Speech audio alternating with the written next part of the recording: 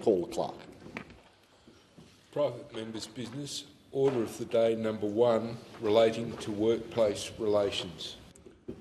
And I call a member for Layla. Thank you, Deputy Speaker. Deputy Speaker, I rise today to talk about wages growth and to talk about the first act of the Albanese Labor government, the Jobs and Skills Summit, because 2 years later, this government has spent the last 2 years following through on the findings of that summit and what drove that summit. The summit's focal topics included keeping unemployment low, boosting productivity and raising incomes, included delivering secure, well-paid jobs and strong, sustainable wages growth.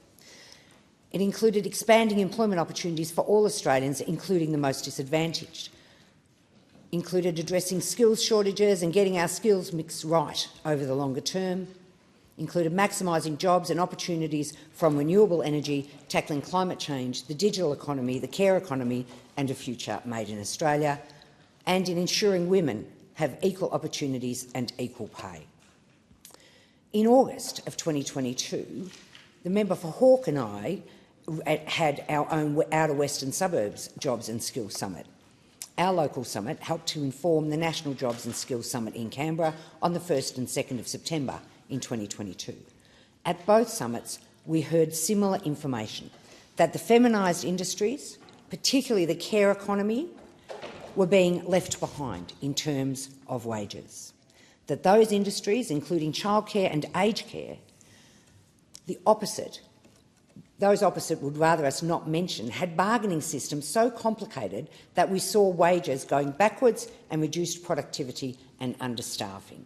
And I stand here now, a proud member of the Albanese Labor government, knowing that we are delivering wage increases of up to 15% to aged care workers and early childhood educators and carers. Why?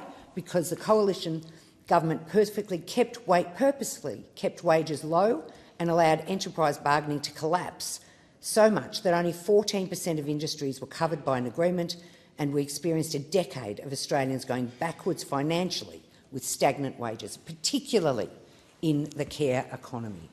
Those things have now been addressed, as have the industrial relations legislation, which has seen industries opened up and negotiations being easier for workers to ensure that their wages will continue to grow.